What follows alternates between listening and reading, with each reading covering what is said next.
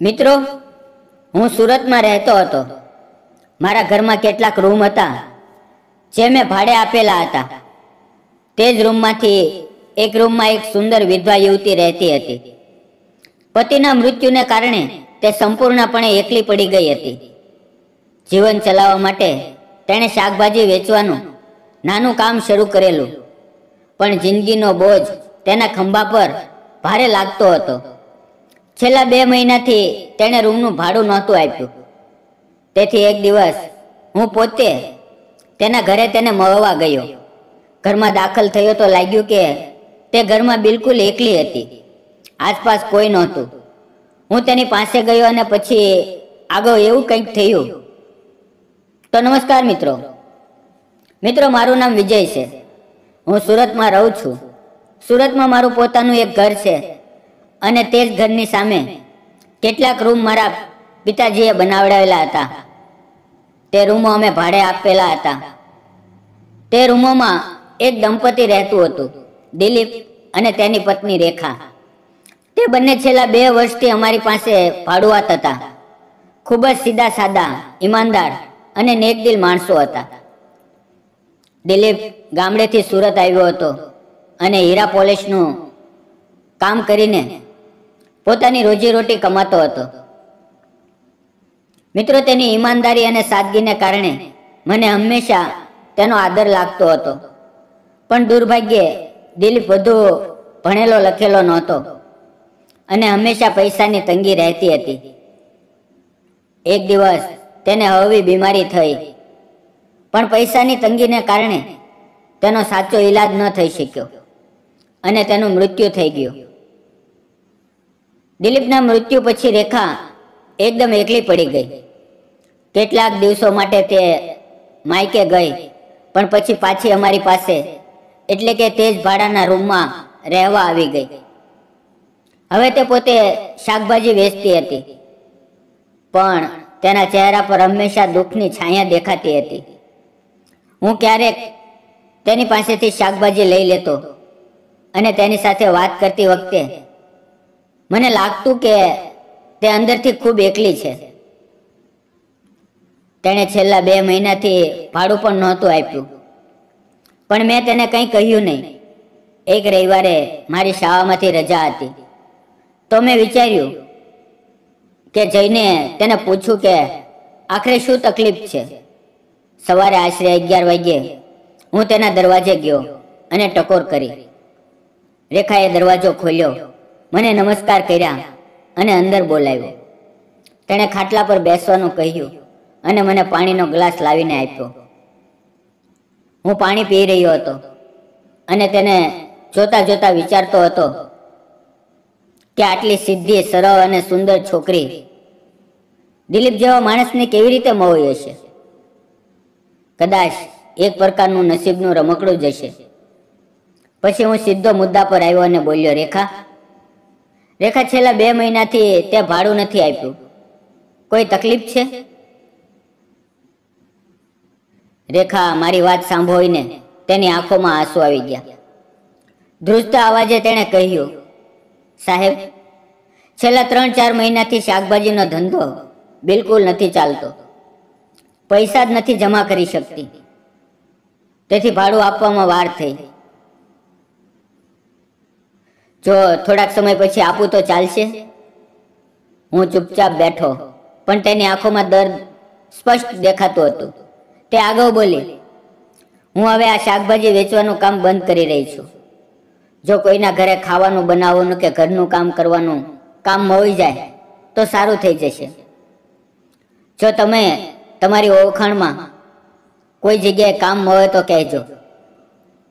તેના દર્દભર્યા અવાજ સાંભળીને મને ખૂબ ખરાબ લાગ્યું. આટલું મહેનતુ અને સાચી સ્ત્રી, પણ જિંદગીએ તેને ફક્ત સંઘર્ષ આપ્યો હતો. મને લાગ્યું કે આ છોકરી ખૂબ વિશ્વાસપાત્ર છે. કેમ નહીં તેને મારા જ ઘરે કામ પર રાખી લઈએ. તેનાથી મને પણ મદદ મળશે અને રેખાને પણ સહારો મળશે. મેં ધીમેથી કહ્યું, રેખા, તને બહાર કામ શોધવાની જરૂર નથી. તું મારા ઘરે કામ કરી શકા છો. મારી વાત સાંભળતા જ તેના ચહેરા પર ખુશી ચમકી ઉઠી. તેની આંખોમાં ફરીથી આશાની ચમક આવી ગઈ. હું આગળ બોલ્યો, ચાલ મારી પાસે આવ અને વાત કરીએ. તેણે ઘરે તાળું લગાવ્યું અને મારી સાથે મારા ઘર તરફ ચાલી. મારું ઘર જોઈને તે કેટલીક ક્ષણો માટે ઊભી રહી ગઈ. કદાચ તેણે ક્યારેય આટલું મોટું ઘર અંદરથી નહોતું જોયું. તે ધીમે ધીમે મારી પાછળ અંદર આવી. ત્યારે હું તેને બોલાવીને કહ્યું, રેખા, તું અહીંયા જ કામ કર. તને રોજ સવારે અને સાંજે આવવું પડશે. ખાવાનું બનાવવું અને ઘરની સફાઈ કરવી પડશે. આટલું કરીશ તો પૂરતું છે. રેખાએ માથું હલાવીને કહ્યું, હા. તેના ચહેરા પર રાહત દેખાઈ રહી હતી અને આંખોમાં પાણી ભરાઈ આવ્યું હતું. તે મારી તરફ મુસ્કરાતી હોય તેમ બોલી, સાહેબ, તમે મારા પર આટલી કૃપા કરી તેના માટે હું તમારી આખી જિંદગી આભારી રહીશ. હું હસ્યો અને તે ધીમે ધીમે પાછી પોતાના રૂમ તરફ ચાલી ગઈ. હવે બીજા દિવસથી રેખા મારા ઘરે કામ કરવા લાગી.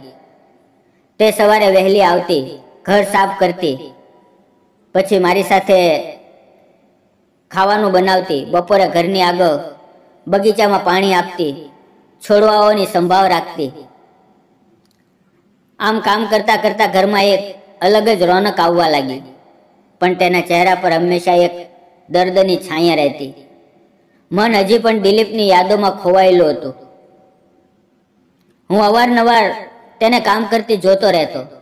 ક્યારેક તે મારી તરફ જોઈને હળવું સ્મિત આપતી, પણ તે સ્મિત પળભરમાં અદૃશ્ય થઈ જતું. હવે મિત્રો, આમ જ 3-4 મહિના વીતી ગયા અને ધીમે ધીમે હું અને તેનો સંબંધ ખૂબ સારો થઈ ગયો. હું તેને પોતાની જેવી માનવા લાગ્યો, પણ હું તેની આંખોમાં છુપાયેલું દર્દ દરરોજ અનુભવતો. તે દર્દ મારા મનને અસ્થિર કરવા લાગ્યું. એક દિવસ હું મારા રૂમમાં એકલો બેઠો હતો. ત્યારે રેખા મારા માટે ચા લઈને આવી. મેં તેની તરફ જોઈને કહ્યું, રેખા, થોડી વાર બેસ, મને તારી સાથે કંઈક વાત કરવી છે. તે થોડી અચકાઈ, પણ પછી મારી સામે બેસી ગઈ. હું તેની આંખોમાં જોઈને બોલ્યો, રેખા, હું ઘણા દિવસથી જોઈ રહ્યો છું, તું ક્યારે હસતી નથી. હંમેશા ચહેરા પર દુઃખ રહે છે. આવું કેમ? મારી વાત સાંભળીને તે ચૂપ રહી, પણ તેની આંખોમાંથી આંસુ વહેવા લાગ્યા. હું ફરી નરમ અવાજે બોલ્યો, રેખા, મને ખબર છે તારા પતિના જવાથી તું ખૂબ એકલી પડી ગઈ છે, પણ જે વીતી ગયું તે પાછું નહીં આવે. તું આટલી જવાન છે, તારે ફરીથી જીવવું શીખવું જોઈએ. પોતાના માટે કંઈક કરવું જોઈએ. જિંદગીની એક નવી શરૂઆત આપવી જોઈએ. રેખા આંખોમાં આંસુ ભરીને બોલી, સાહેબ, મારા પતિ મને ખૂબ પ્રેમ કરતા હતા. તે મારા માટે બધું જ હતા. હવે તે નથી તો હું ખુશ કેવી રીતે રહું? મારી હાલત પહેલેથી જ ખૂબ ખરાબ છે. મારા મા બાપ નથી. મારા મામાજીએ મારા લગ્ન કરાવ્યા હતા. હવે મારો સહારો આપનાર કોઈ નથી. અને જો ફરી હું પણ લગ્ન કરવા માંગુ તો લોકો દહેજ માંગે છે. ખબર નથી કોણ મારી સાથે લગ્ન કરશે કે નહીં. તેની વાત સાંભળીને મારું મન પીગળી ગયું. તેના આંસુ મારા હૃદયને વીંધી રહ્યા હતા. હું ચૂપ રહ્યો. તે પણ કંઈ બોલી નહીં. અચાનક તે ઊભી થઈ અને જવા લાગી. તે ક્ષણે મારા મનમાં થયું કે તેનો નાજુક હાથ પકડીને તેને રોકું, તેની આંખો લૂછું, તેને દિલાસો આપું. પણ મેં પોતાના મનને રોકી લીધું અને તેને ન રોકી. દિવસો આમ જ વીતતા ગયા. તેના દુઃખે મારા મનની અંદર અસ્થિર કરવા લાગ્યું. મને લાગતું હતું કે જો કોઈ વિધવાને સહારો આપવામાં આવે, તેનો હાથ થામી લેવામાં આવે, તો કદાચ તેનું દુઃખ થોડું ઓછું થઈ જાય. એક દિવસ હું ઘરે એકલો હતો. બપોરના આશરે 3 વાગ્યા હતા. તે રસોઈમાં કામ કરી રહી હતી.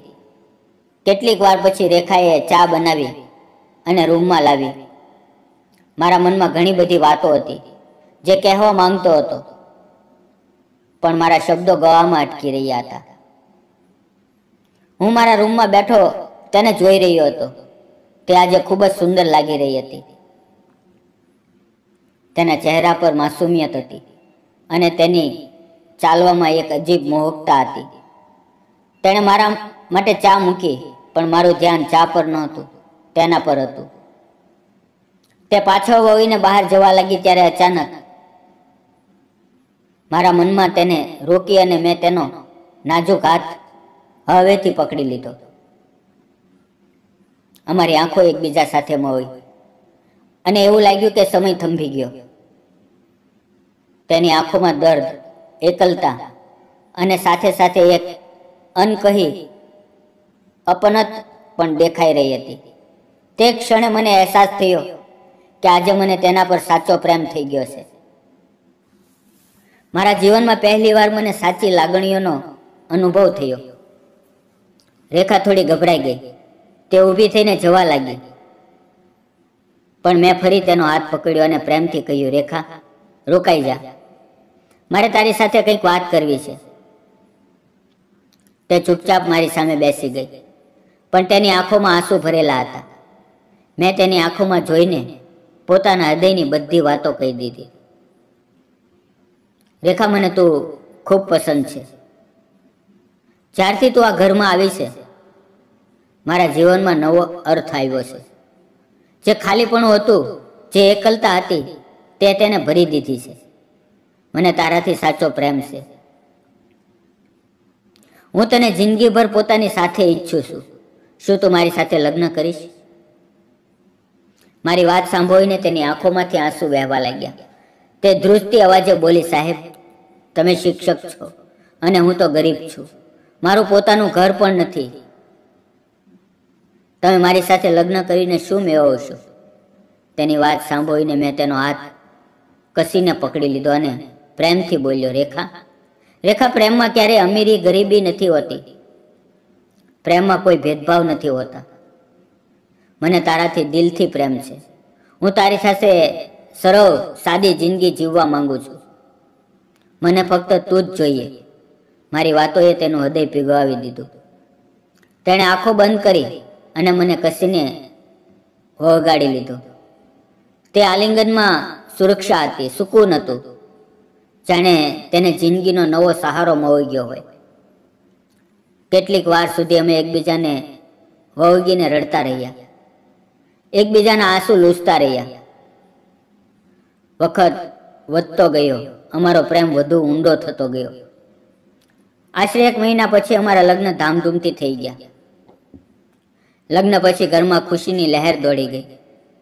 મારા ચહેરા પર સંતોષ હતો અને મારી જિંદગીને નવો અર્થ મળી ગયો હતો. હવે રેખા મારા ઘરમાં ખુશીઓ સાથે રહે છે. અમે બંને એકબીજાને અસીમ પ્રેમ કરીએ છીએ. તેના આવવાથી અમારું ઘર સાચે જ ઘર બની ગયું અને મારી જિંદગીને સાચું સુખ મળ્યું. મિત્રો, તમને શું લાગે છે? શું વિજયે રેખા સાથે લગ્ન કરીને સાચું કર્યું કે ખોટું? કોમેન્ટમાં જરૂર જણાવજો. યાદ રાખજો, સાચો પ્રેમ ક્યારેય પૈસા, અમીરી, ગરીબી, સ્વરૂપ કે હાલાતથી નથી માપવામાં આવતો. સાચો પ્રેમ માણસના હૃદયમાં, તેની સચ્ચાઈમાં, તેની અપનતમાં છુપાયેલો હોય છે. જિંદગીમાં દુઃખ આવે તો પણ જો કોઈ તમને મનથી સમજે, સહારો આપે, તો તે જ સંબંધ સાચો હોય છે. તેથી જો તમને જિંદગીમાં ક્યારેય સાચો પ્રેમ મળે તો તેની કદર કરજો. કારણ કે પૈસા ખતમ થઈ શકે છે, પણ માનવતા અને પ્રેમ હંમેશા રહે છે. જો વાર્તા સારી લાગી હોય તો શેર કરજો અને ચેનલને સબસ્ક્રાઇબ કરવાનું ન ભૂલશો. બેલ આઇકન દબાવજો જેથી નવી વાર્તા મિસ ન થાય. મિત્રો, આ વાર્તા કાલ્પનિક છે. કોઈ વ્યક્તિ, જાતિ, ધર્મ સાથે સંબંધ નથી. ફક્ત મનોરંજન અને પ્રેરણા માટે બનાવવામાં આવી હતી.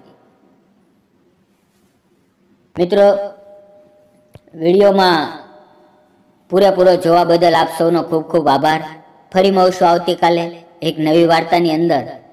ત્યાં સુધી તમારું ધ્યાન રાખજો અને મિત્રો, આવતીકાલની વાર્તા જોવાનું ચૂકશો નહીં. ખૂબ જ સુંદર વાર્તા હું લઈને તમારી માટે આવું છું અને તમે મને આટલો પ્રેમ આપો છો, તેથી તમારો સૌનો દિલથી ધન્યવાદ મિત્રો.